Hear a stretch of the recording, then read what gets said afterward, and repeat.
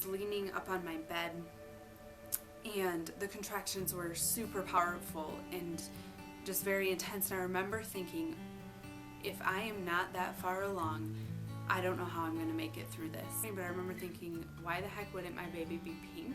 Why the heck wouldn't my baby be breathing? And I just gave the biggest, like, all-on push that I could. We had our baby at home, and it was perfect, and it was miraculous, and it was so empowering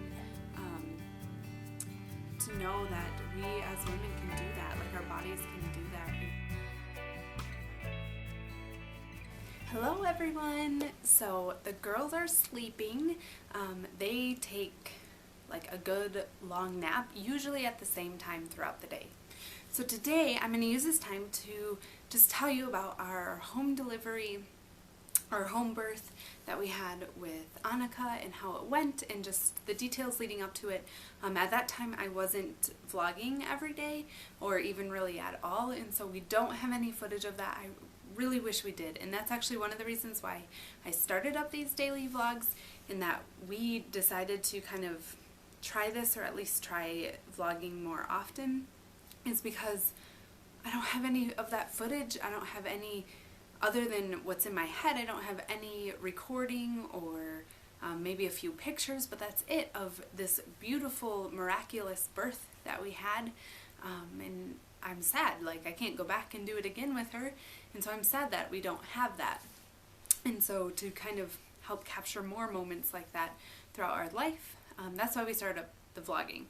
But anyway, so even though I don't have that footage and I only have a few pictures, I did want to now, while it's still fresh in my mind, I did want to share with you how it all went. So I was 40 weeks and 4 days, I think. So I was due on June 1st and had her on June 5th. But I had her at like 12:35 a.m., so like just after midnight. So yeah, in between the 4th and the 5th is when I had her. And here's how it all went down. So it was, I think around the girls, there was only one of them then. So anyway, it was Sophia's nap time, maybe about 4 o'clock in the afternoon.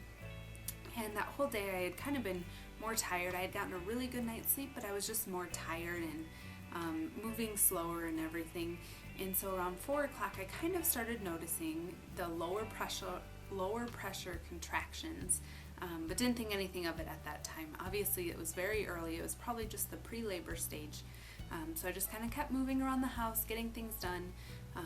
About every other day I was doing laundry and things like that, just to make sure that the house and everything was going to be situated for when the baby did come, and we wouldn't have a ton of housework to get caught up on. So I did some of that, and then Stefan got home from work about 5:30, and I had noticed definitely the contractions were still happening and were still fairly regular. So starting at 6, I started timing them, and at that point they were 5 minutes apart, and that continued until 8 p.m. So 6 to 8 p.m.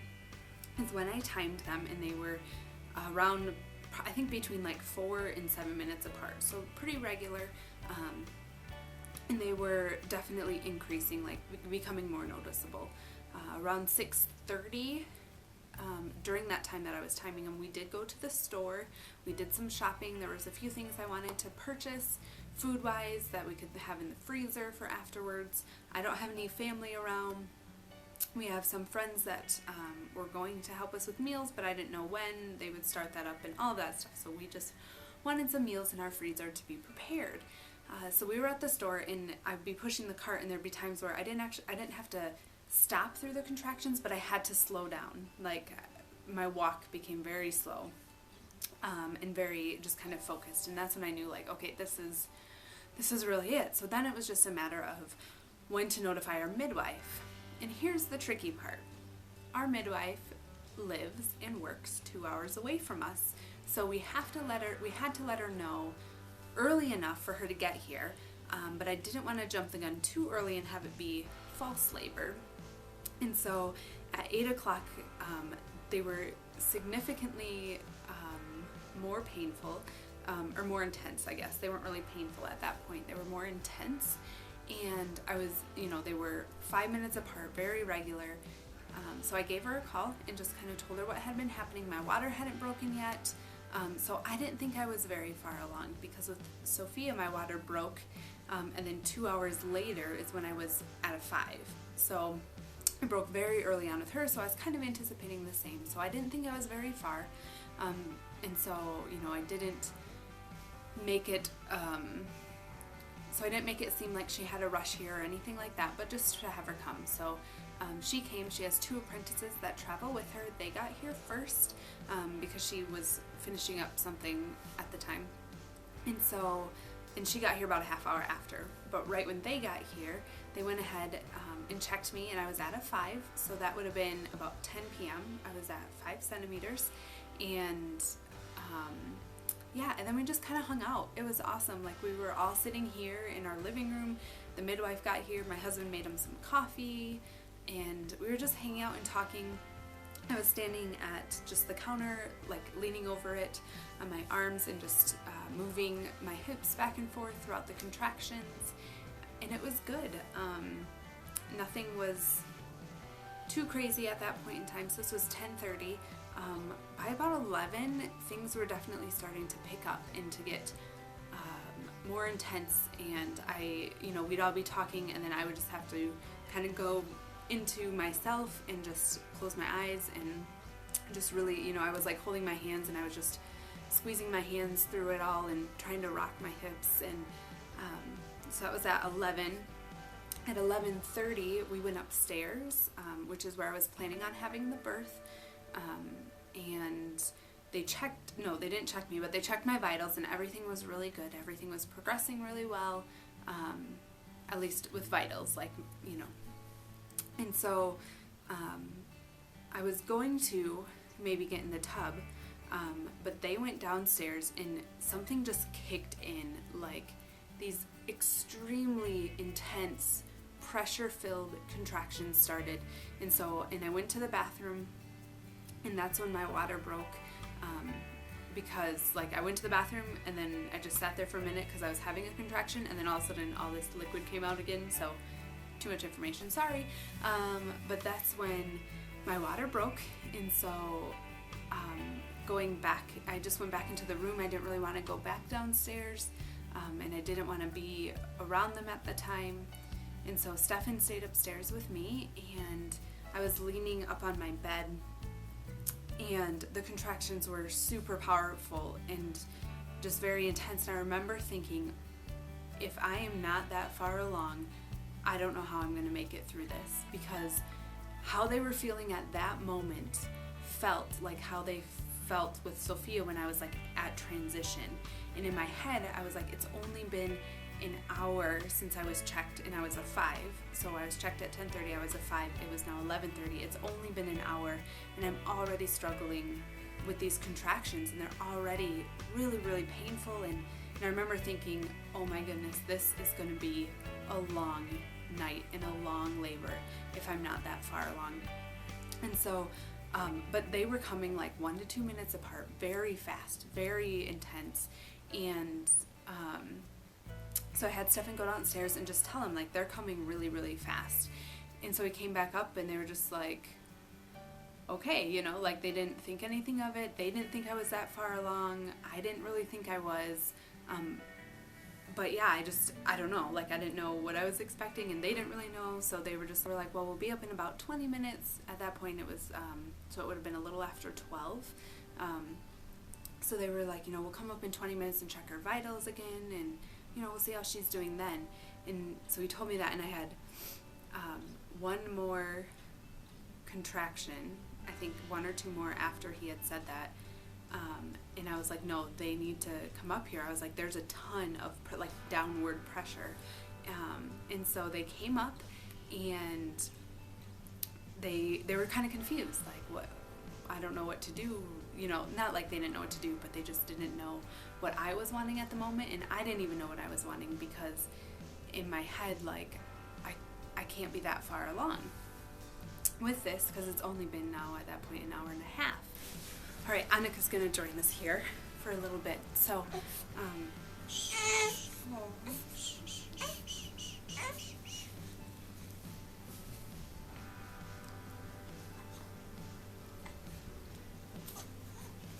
but yeah, so they came up and were kind of like, are you feeling pressure? Do you want us to check you? And I was just like, I don't know, and because in the middle of that, I'm having these crazy intense contractions.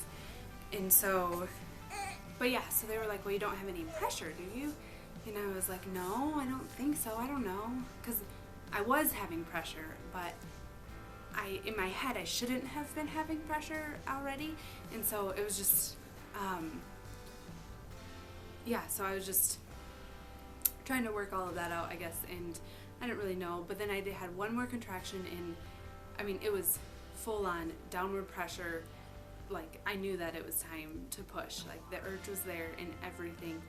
And so at this point I'm on the floor, and they're like, well, we need to check you before you push. And in order to do that, I had to get up on the bed. So then I was going to get on the bed, they were going to check me, then I was going to return to the floor, because that's where I was doing really well with the contractions through that, and I was super comfortable, just kind of in like a on my knees type position, or like a squat. Well, I wasn't on a squat position, but just like that, letting gravity kind of assist with the birth. And so I got onto the bed, which is the worst, trying to move when you're having contractions where you feel like you have to push, and yeah, it was not fun. And so got on the bed, and they checked me, and sure enough, I was at a 10. So from 10 p.m. until 12, between like midnight and 12:10, I went from a 5 to all the way 10, fully dilated, ready to push and have this baby. And so I started pushing, and the neat thing that happened, so I was pushing, and she was coming down slowly. It was a good couple pushes, and then we were getting kind of towards the end of the pushing, and the midwife had said, so she's a Christian, and we are as well, and so she had said, do you want me to pray with you during this time? And I remember in my head thinking, yes, please, but I think all that came out was like, sure, or something. Like, I wasn't very positive about it, because obviously I'm in the middle of contractions. And so there was kind of like a pause in the contractions.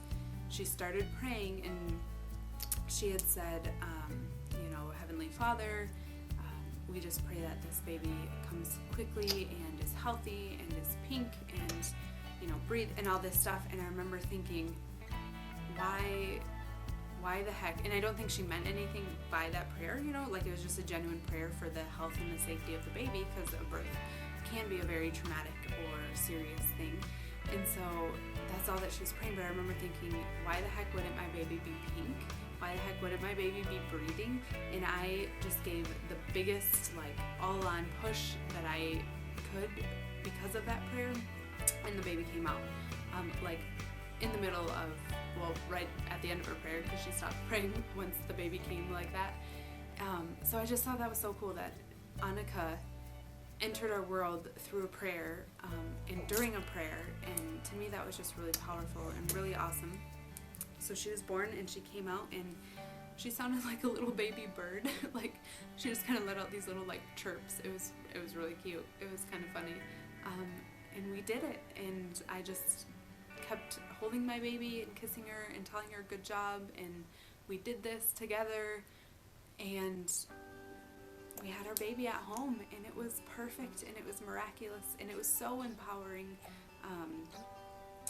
To know that we as women can do that, like our bodies can do that and can have birth and give birth, and it was just beautiful.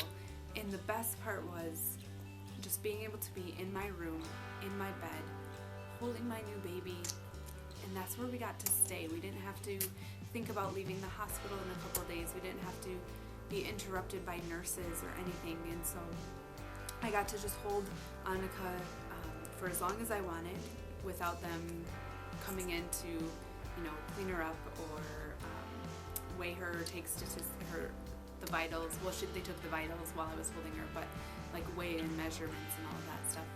And so, I got to just sit there and hold her and love on her and kind of get her to start nursing a little bit, which she didn't want to. She just wanted to sleep right away. It was cute.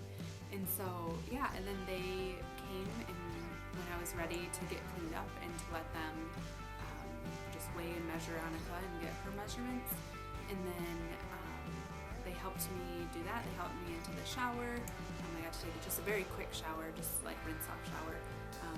They went over like postpartum care things. One of the apprentices cooked me a meal, just to get some protein in me after going through the whole labor process. So that was pretty cool. And then the apprentices left and gave hugs and congratulated us afterward. And then the midwife stuck around for about 2 more hours just to make sure everything was going well, just immediately after the birth, and to make sure there wasn't any complications or anything like that, and that we were doing well. And then she left about 2:30 in the morning, and then we got to go to bed, and we got to just go to bed in our own bedroom, in our own bed, in our own house, and it was awesome to be able to do that and to not be interrupted by the nurses throughout the night. And I know it's their job, but that was probably one of the hardest things when we first had Sophia, just not having any sense of privacy or like time to bond with your child in a warm environment. So we did that, and then we woke up in the morning and woke up with Sophia. She was there. I don't remember if I said that. My camera kind of cut out because I ran out of memory, so I don't really remember or know what I said or didn't say yet. So anyway, Sophia slept through all of it. If I already said that, sorry. And so we woke up together, and we were just our little family of 4, and we made breakfast and had breakfast together. We ate on the floor in our living room, just because it was easier for me to just sit on the floor with Annika and play with Sophia. And there's some pictures that I have of Sophia just totally loving on her sister. I'll insert those here.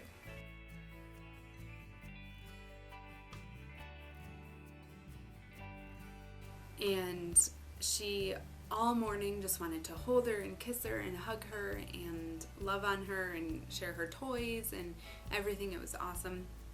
It was so much fun, and it was just awesome to be here. So in the afternoon, we actually went for a walk. Nothing major, nothing crazy. Obviously, I had just had a kid less than 12 hours prior. But yeah, we just kind of walked around outside, got some fresh air, and it was awesome. It was just amazing. It really was. And so here again is Annika, healthy and growing and doing awesome. And that is the story of our home birth. And if you have any questions about home birth, or any if you're thinking about it but maybe have concerns, or either specific questions or just general questions, or need an opinion on something from someone who has gone through having a home birth, feel free to ask. I am an open book, and I am more than willing to answer any questions you might have, or concerns even. I know having a baby at home can be kind of scary and can bring some fear with it. But I'd love to help you in that decision process, just through it, and come to the best decision for you. Maybe a hospital is the best place for you to have your baby, but maybe it is at home. And if that's the case, then I think you should definitely open up that door and open up that possibility. And then the other thing too, so the midwife did come back later that afternoon. She comes back within the first 24 hours just to do another checkup on mom and baby to make sure all is going well. And then we saw her again at our 1 week, we did like a 1 week checkup with her. And then we will go back here in another week. I think it's next week, just to do our final, actually a week and a half, to do like the 6-week follow-up appointment as well. So that's our story, that's our home birth story, and stay tuned for my postpartum update.